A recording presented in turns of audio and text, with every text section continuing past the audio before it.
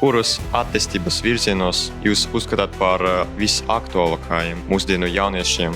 Nevienmēr tas, ko tu gribētu darīt, ir tas, ar ko tu vari nopelnīt. Tev vienmēr ir jābūt plānam B, klausiet savai sirdī, domājiet ar prātu un pragmatiski pieņemat lēmumu, kurā virzienā iet. Viena virziena nav.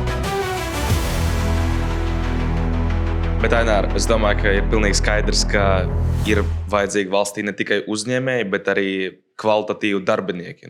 Tomēr. Akims, es zinu, ka plāno sapņo kļūt par jūrnieku, un viņam ir kaut kāds interesants jautājums. Pirmkārt, es gribu pajautāt, kurus attīstības virzienos jūs uzskatāt par visaktuālākajiem mūsdienu jauniešiem? Vai lielāks uzsvars būtu jāliek uz tehniskajām profesijām, uzņēmējdarbību vai tiešām digitālajām prasmēm? Labs jautājums, bet, diemžēl, īsa atbilde nevar būt. Tātad, pirmkārt, mums ir vajadzīgi skolotāji, mums ir vajadzīgi mediķi, mums ir vajadzīgi ugunsdzēsēji, mums ir vajadzīgi policisti, armijnieki, visdažādāko profesiju pārstāvji. Savā laikā, kad es dzīvoju, mācījos, strādāju Norvēģijā, man bija tādas labas attiecības ar vienu ģimeni. Un tad es ar to vīrieti, ar kuru mēs bijām labās attiecībās, runāju tieši par visām šīm lietām. Viņš strādāja kādā darbā. Un es viņam saku, kāpēc tu nesāc savu biznesu? Un viņš skatījās uz mani. Viņš saka, priekš kam? Viņš saka, es strādāju no 8 līdz 5. Darbs ir netālu no manas mājvietas. Es jau 5:30 esmu mājās. 6 mēs sēžam pie vakariņu galda katru vakaru. Ar ģimeni, ar bērniem. Un 7 es skatos, sēžu savā mīļajā divānā un skatos seriālu ar sievu. Bizness, viņš saka, man vajag ieķīlāt manu māju, dzīvokli. Es varu visu pazaudēt. Priekš kam? Kāpēc es to stāstu? Ar biznesu nodarbojas varbūt tās tikai mazāk par 1% cilvēku. Un tas ir pilnīgi normāli, jo, ja viss nodarbosies ar biznesu, tad es atvainojos, kurš darīs visu pārējo darbu. Un otrs ir tas moments, ko izvēlēties. Tas ir atkarīgs no talantiem, jeb tā saucamā aicinājuma. Raimondu Pauli jūs zinat. Savā laikā es ar viņu tur sēdēju pie viena galda, mēs tādā nelielā kompānijā, un viņš teica, ka viņš atcerās, ka viņš tur sēdēja vienā kompānijā, un tur bija vairāk ārsti. Un viņi stāstīja ar tādu sajūsmu un aizrautību, kā viņi ķirurgi bija, kā viņi operē, griež visu, viņš saka, man palika slikti. Bet viņi baudīja, jo viņi ķirurgi, viņi tur griež, nogriež, sašoja, piešoja, tur viss. Tas ir viņu aicinājums. Un ja kādu velk uz to medicīnu, tu nevari viņu aizvilkt citā virzienā. Pauls ir mūziķis, bet viņš nekad nevarētu gūt to baudu, būdams mediķis. Viņam nebija aicinājuma. Tas vārds aicinājums. Tad, ja kādam ir aicinājums iet jūrā, bet viņam nav aicinājums nodarboties ar mākslīgo intelektu vai ar visu to pārējo, tad viņam jāiet tur. Kāds saka, Buffets, vislaimīgākais cilvēks ir tas, kurš atrod darbu, kuru viņš būtu gatavs darīt par velti.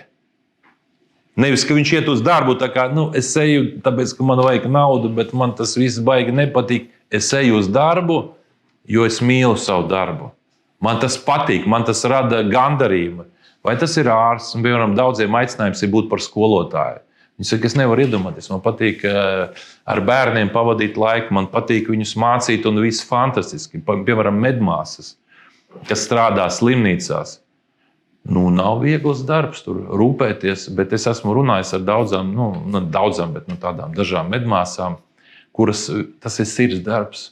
Tā ir misija. Tā kā ir tāds tā kā mātes Terēzes, viņas iet uz darbu, viņas katru dienu, nevis tas kā ar baudu, bet viņi glāb cilvēkus, viņi palīdz cilvēkiem, vai tas ir jauniem vai veciem, viss. Un viņi nekad nedomā par biznesu, ne par ko. Līdz ar to tas pirmais jautājums ir, kas ir sirdī, kas ir aicinājums un kas ir galvā. Jo visi nevar būt vienādi. Un tas ir tas, kas pirmais jāizdod, kas ir mans virziens. Bet tad ir vēl viena lieta, uzreiz varu pateikt. Nevienmēr tas, ko tu gribētu darīt, ir tas, ar ko tu vari nopelnīt. Tā ir otra atbilde. Piemēram, viena ģimene man ļoti tuva. Mēs tā kā draudzējamies jau ilgstoši, jo tur bija tā, ka mani bērni un viņu bērni mācījās kopā. Un tad bija tā, ka tajā ģimenē tur bija doma arī, kur tad bērniem ir jāmācās. Un tas sanāca tā, ka tēvs nomira, un māte skaidri teica, tur bija viņai 2 dēli, un viņa teica, es gribētu, lai viens dēls būtu daktars, un otrs būtu jurists. Bet tam, kuram bija doma kļūt par juristu advokātu, viņam patika mūzika. Un viņš bija fantastiski, labs mūziķis tajā laikā. Tur visi baudīja, kā viņš spēlēja tur uz klavierēm un ne tikai. Un tad bija tāds konsilijs, kur mēs bijām, un arī citas ģimenes. Un viņš saka, bet es gribu pa mūzikas līniju iet un tā. Un tā māte teica, jā, visi ļoti labi. Kas saka, tu noteikti vari nodarboties ar mūziku, bet tev ir jākļūst par advokātu. Un viņi bija cieta savā pozīcijā, kad mūzika, kā angļu valodā saka, is for pleasure. Lawyer is business. Ka tev no mūzikas tu vari nepabarot savu ģimeni un sevi. Tagad jau ir pagājuši daudzi gadi, jau pagājuši vairāk kā 10 gadi. Viņš ir ieguvis labu izglītību. Viņš mācījās jurisprudenci, un tas viņam palīdzēs atrast labu darbu. Viņš ar to tagad sevi nodrošina, un ne tikai mūziķis viņš nekļuva profesionāls, bet viņš joprojām spēlē. Līdz ar to ir ārkārtīgi svarīgi. Tu nevari katru hobiju pateikt, man patīk, piemēram, futbols. Es gribu būt profesionāls futbolists. Cik Latvijā futbolisti var sevi pabarot? Tev vienmēr ir jābūt plānam B, vai tu esi spējīgs to apvienot. Līdz ar to man atbilde ir tāda: sirds un prāts kopā. Tas, kas tev patīk, bet tev jāsaprot, vai ar šo darbu es varēšu pabarot savu ģimeni. Jo pat ja tu neesi uzņēmējs, bet tev jāsaprot to, ka, ja tev būs ģimene, bērni, tev būs jābūt spējīgam kā vīrietim vai kā sievietē nodrošināt to, lai tavu bērni tiktu izskolot. Tā kā nav formulas, ka tagad ir populāri, piemēram, kaut kāds tiešām IT bizness, bet visi nesaprot to. Piemēram, tagad arī mums ir cilvēki, kas, piemēram, jūrā iet vai strādā policijā. Viņi no IT biznesa neko nesaprot. Viņi sociālos tīklos droši vien var iet, apskatīties kaut ko Facebookā, uzgooglēt kaut ko un tā tālāk, bet viņi nav programmētāji.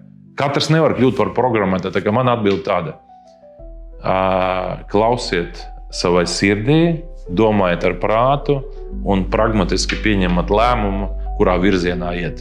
Viena virziena nav. Galvenie šķēršļi jaunam uzņēmējam Latvijā, kas traucē viņu uzņēmumu attīstībā.